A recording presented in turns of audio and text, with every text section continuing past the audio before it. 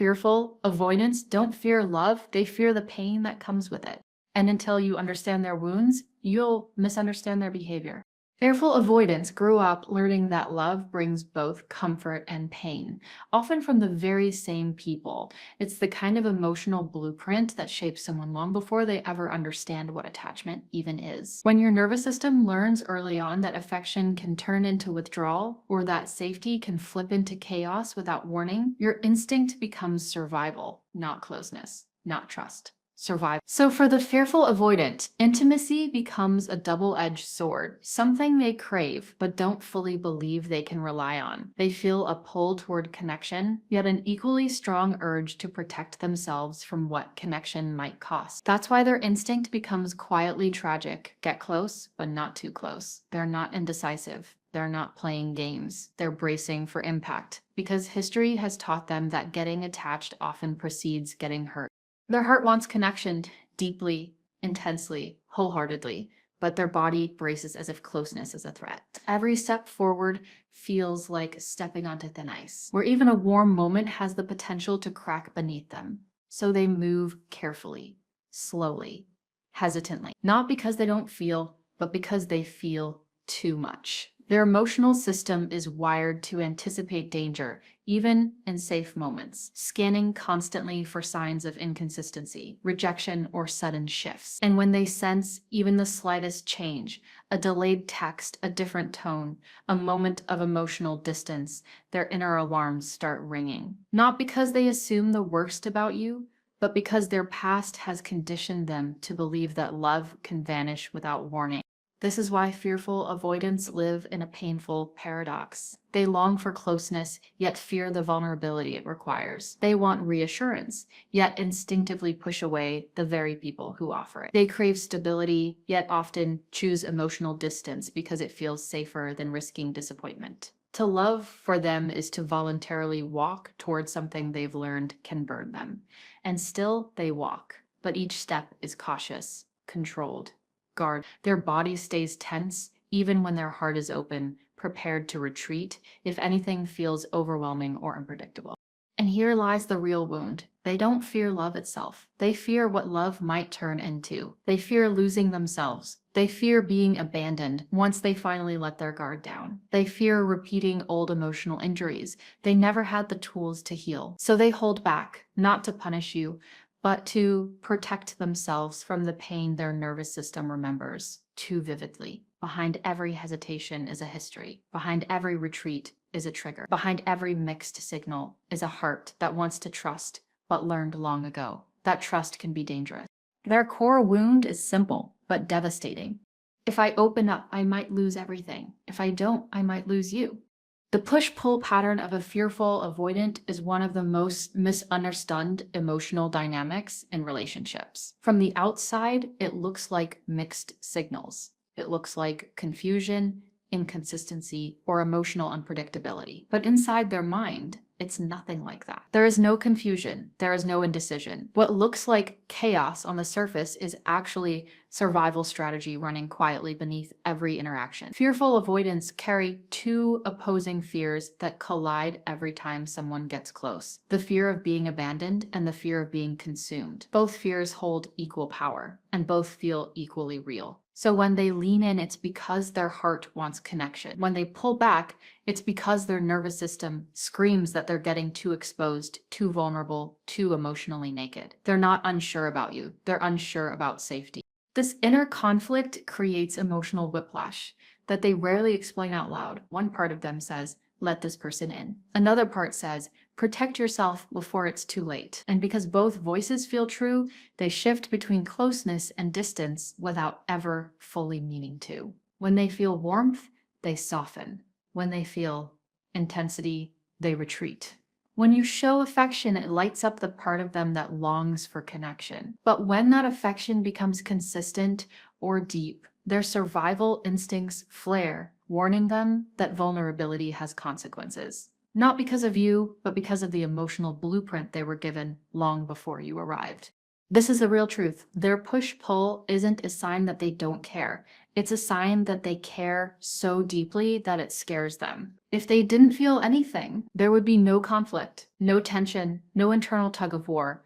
They would simply detach and move on. But when a fearful avoidant pushes and pulls, it's because they're fighting a battle between desire and danger, hope and fear, connection and self-protection. Their heart leans toward you, but their past forces them to remain cautious.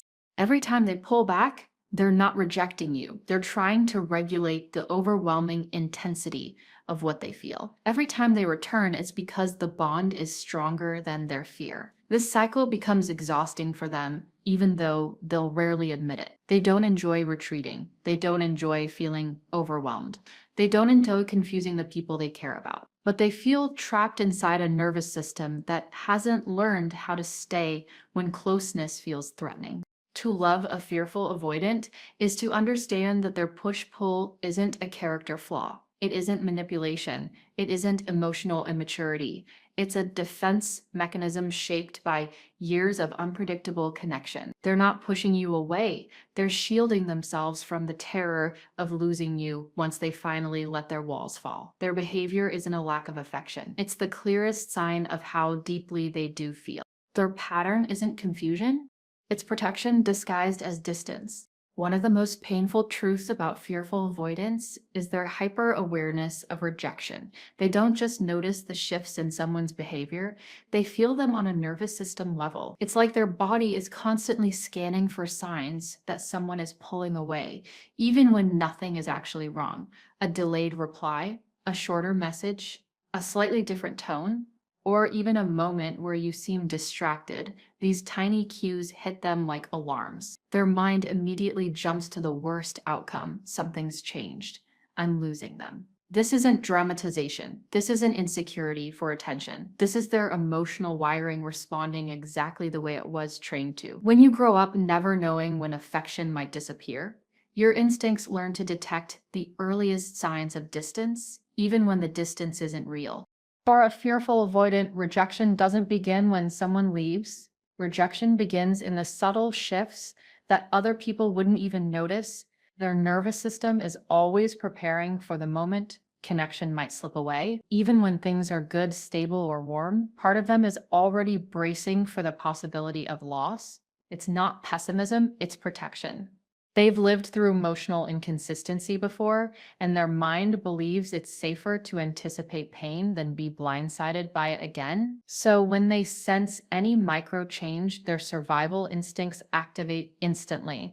Withdrawal, shutting down, emotional distancing, or bracing themselves behind a silent wall. Not because they want to disconnect, but because they fear the heartbreak that closeness makes possible. And this hyper-awareness doesn't just hurt them emotionally, it exhausts them. It creates a cycle where they monitor every interaction, second-guess every text, reread conversations for hidden meanings, and replay moments, trying to analyze what went wrong. Even when nothing has their relationship with connection becomes fragile, not because the connection is fragile, but because their inner world expects instability. They look for signs of rejection the same way someone else might look for signs of affection. Their focus is trained on what might go wrong, what might be changing, what might be slipping through their fingers.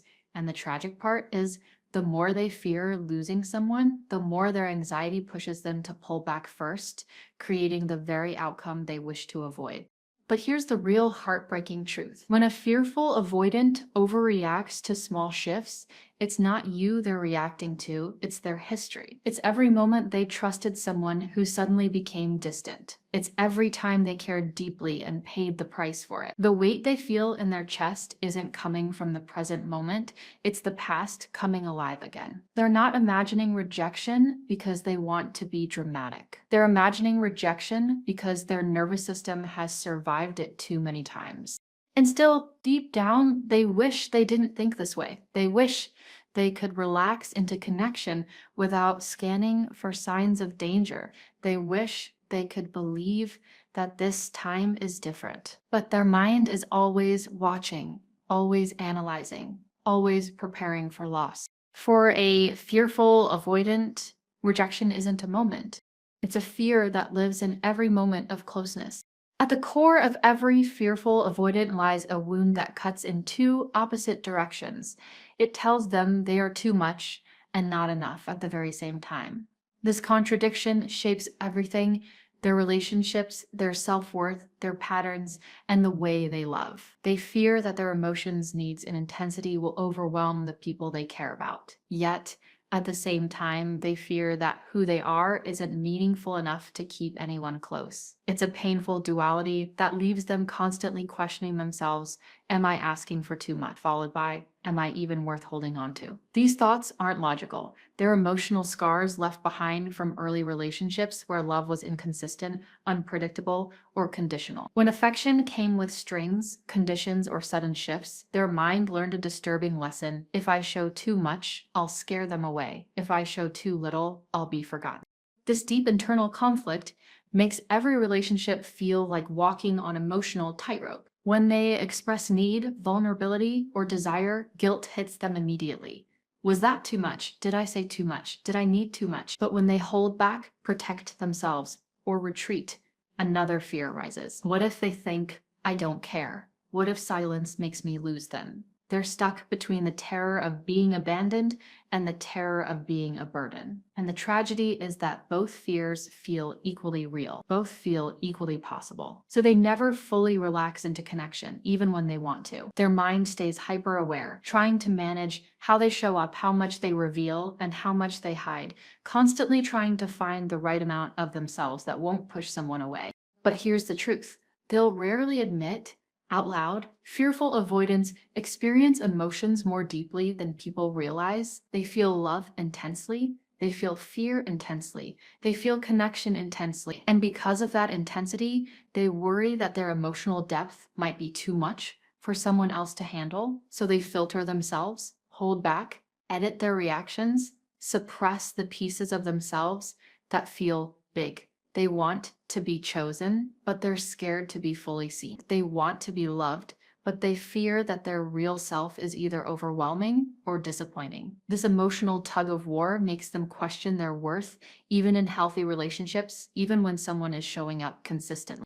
And yet, their fear of not being enough cuts just as deeply. They fear that their quiet moments, their need for space, their cautious heart, and their protective walls might make them seem cold or uninterested. They fear that the very survival strategies that once protected them are now the things that might push someone away. It's a brutal paradox. They're terrified of giving too much and terrified of giving too little. So they remain in the middle, always hesitating, always analyzing, always wondering which version of themselves is the right one to keep someone close.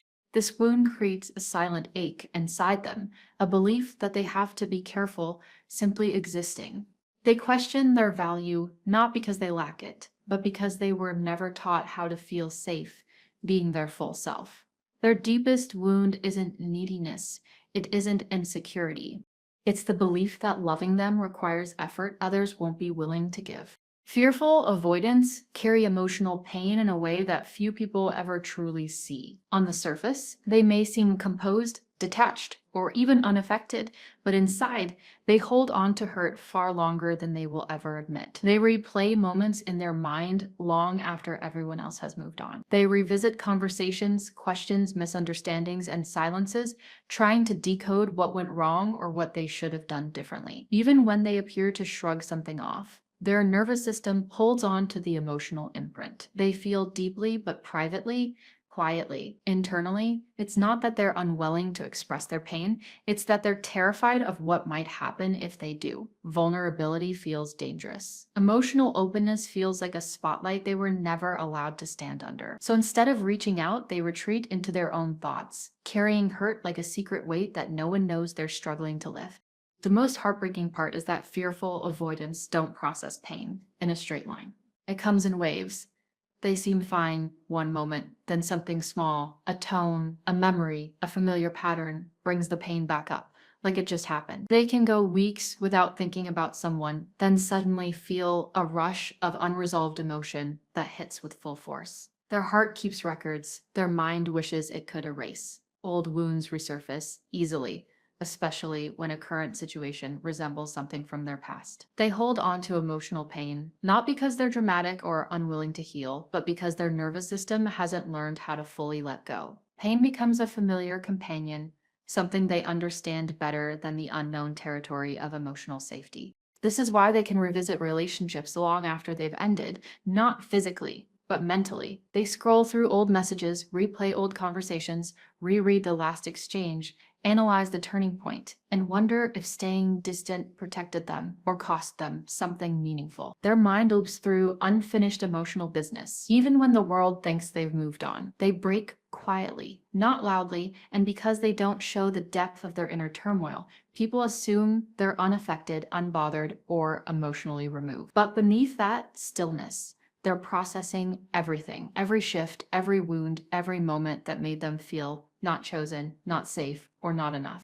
Fearful avoidants also internalize guilt more deeply than anyone realizes.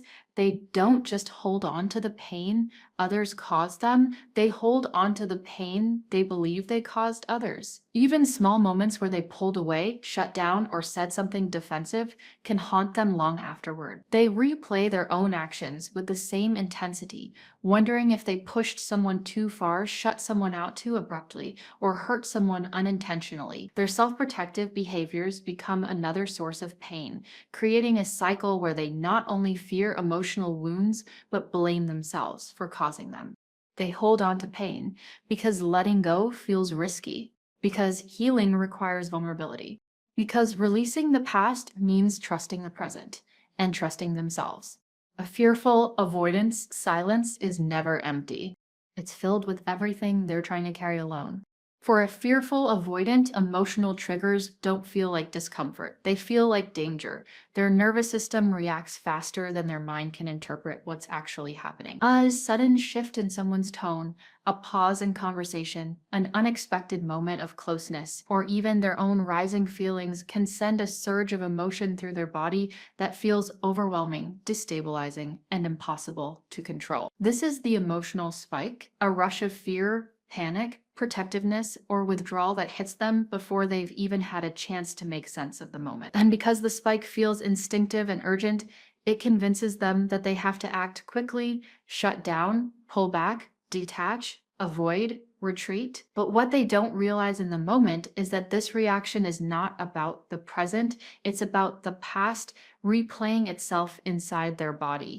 Slowing the emotional spike is the first step toward healing because it interrupts the automatic loop between fear and withdrawal. Fearful avoidants often think their reactions are logical, but most of their emotional responses come from old experiences their nervous system hasn't let go of. Their body reacts as if they're still in environments where closeness meant chaos or where expressing needs meant rejection. So when something triggers them, the spike feels like a warning: protect yourself now before you get hurt. This reaction happens so fast that it feels like truth. But healing begins with recognizing that the spike isn't truth, it's memory, it's trauma echoing. It's old emotional pain trying to protect them by recreating the same defenses that once kept them safe.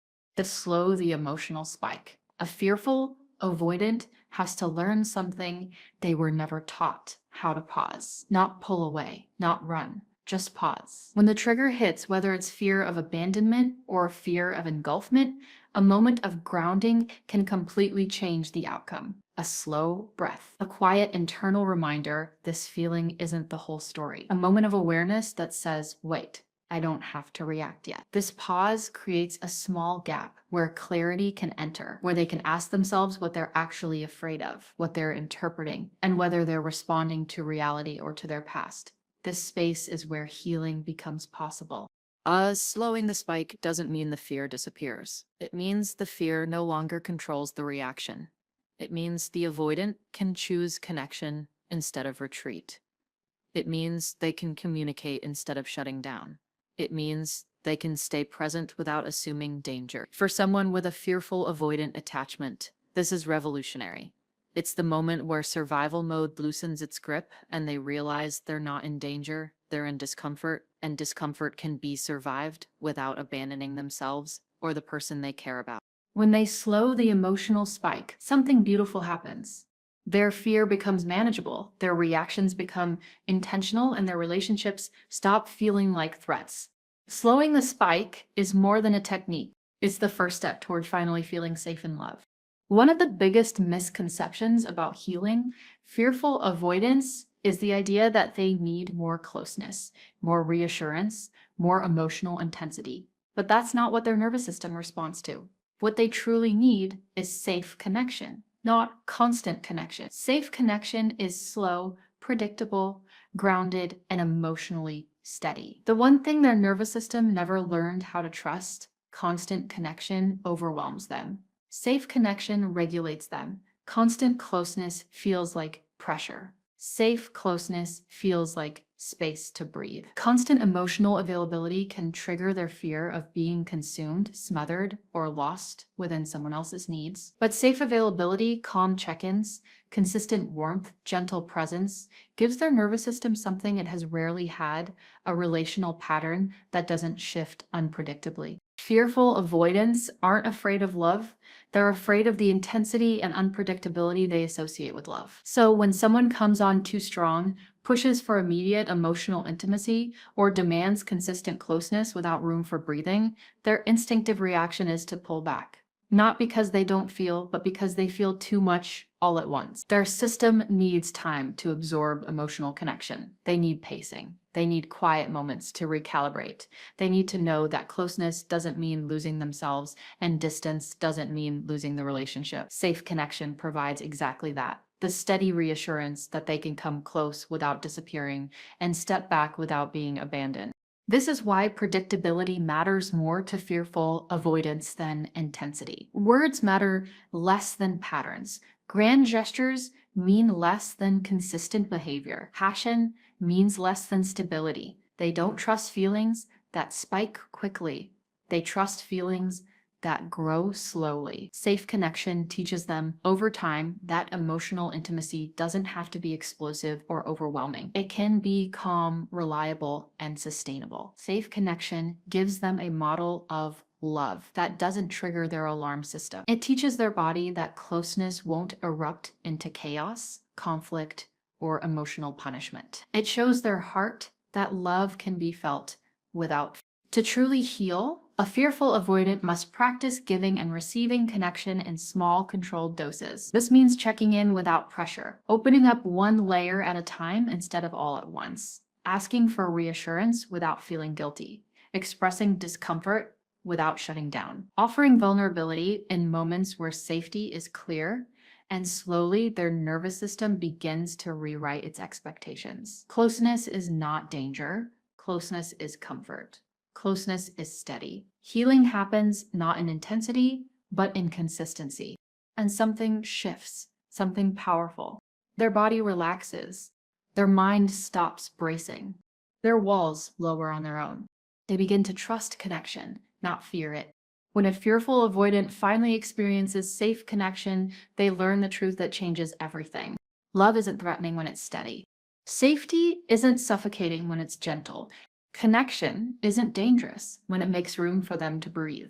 Rewriting the story is the moment a fearful avoidant finally stops living out old chapters that were never theirs to begin with. For most of their life, they clung to one survival rule: distance keeps me safe. But distance never protected them. It didn't prevent heartbreak, calm anxiety, or keep anyone consistent, loyal, or loving. Instead, distance kept them lonely, misunderstood, and trapped in the very pain they were trying to escape. Eventually, often after losing someone who truly felt different, a quiet but powerful realization breaks through. Avoidance didn't save them, it only stopped them from ever feeling chosen. And that's when the story begins to shift. Not through dramatic transformations, but through small, brave acts that feel terrifying at first. Answering instead of pulling back, expressing instead of overthinking, staying instead of running, admitting the fear instead of hiding it. Fearful avoidants don't heal by becoming fearless. They heal by becoming honest about their triggers, their needs, how hard closeness feels, and how deeply they want it anyway. The old story taught them that vulnerability equals danger. The new story teaches them that vulnerability equals clarity. When they speak instead of vanish, ask instead of assume, and let someone see what's behind the armor, they discover something they never expected. Good people don't punish emotional truth. They respond to it. They offer reassurance, steadiness, and a kind of presence that doesn't run from the parts others once rejected. Slowly, a new internal narrative forms. Maybe closeness isn't a trap. Maybe expressing themselves won't make someone leave. Maybe love doesn't have to hurt. Every tiny act of vulnerability becomes a sentence rewritten in the old script, and eventually the entire story becomes different. Panic softens into awareness, withdrawal becomes communication, and predict and protect transforms into trust and progress. The fearful avoidant finally sees the real danger. It wasn't connection, it was living inside a story that convinced them they weren't safe to love. And rewriting that story doesn't happen in one grand moment. It happens in dozens of small ones. Breathing instead of shutting down, staying in the conversation instead of disappearing, letting someone hold space for them without bracing for pain. Realizing that their past shaped them but doesn't have to define their future relationships. This becomes the turning point, the moment they stop surviving love and start learning how to receive it. Healing doesn't mean becoming someone new. It means becoming the version of themselves who never had the chance to exist. The one who isn't ruled by fear, but guided by truth. And that is where the real story finally begins to change. Healing for a fearful avoidant doesn't come from never getting triggered again. It comes from what they do after the trigger hits. For most of their life, their reflex has been simple. Feel fear, create distance, disappear until the emotion dies down. Running feels safer than explaining. Silence feels easier than vulnerability. Retreating feels like control. But every time they run, the wound stays open. Every time they withdraw, the pattern repeats. Every time they punish themselves with isolation, the old story gains power again. The breakthrough happens when they try something new, something uncomfortable, unnatural, and completely opposite to their instinct. They repair instead of run. And this doesn't mean they suddenly become emotionally fluent or magically calm during conflict. It means they do one tiny thing differently. When they feel the urge to shut down, they pause. Not forever, just long enough to breathe through the panic, to notice the old survival script activating again. When their chest tightens, when their mind spirals into worst-case scenarios, when their fear screams, protect yourself, they stop, even for a moment, and observe the fear instead of obeying it. Then comes the hardest part. They communicate the fear. Not perfectly, not eloquently, not with flawless emotional awareness. Sometimes it comes out messy. I'm overwhelmed. I need a minute, but I'm not leaving. This brought up old stuff for me. I'm scared you'll leave if I say the wrong thing. I want to stay connected, but I don't know how. These small sentences heal wounds that years of silence kept alive, because communication doesn't erase the fear that redirects it. It takes the energy that once fueled avoidance and uses it to create connection instead. And the real magic happens when they return. When the fearful avoidant comes back after calming down, when they re-engage instead of letting distance widen, when they check in, reopen the conversation, or simply show presence again, they teach their nervous system something revolutionary. I can repair, I can stay. I don't have to run to feel safe. Every time they do this, the attachment wound closes a little more, because repair builds trust, both in the relationship and within themselves. It shows them that conflict doesn't equal abandonment. That discomfort doesn't equal danger. That expressing needs won't push someone away. That returning doesn't mean losing power. And slowly, a new pattern replaces the old one. Triggers become conversations. Distance becomes understanding. Fear becomes vulnerability. Avoidance becomes connection. This is how a fearful avoidant transforms, not instantly, not perfectly, but consistently. Not by eliminating their fears, but by facing them with just a little more courage each time. Repair becomes their new form of self-protection. Staying becomes their new strength. And connection becomes something they can finally trust. Not because it was always safe, but because they learned how to remain present long enough to experience the safety they never had before. This is the moment the healing becomes real.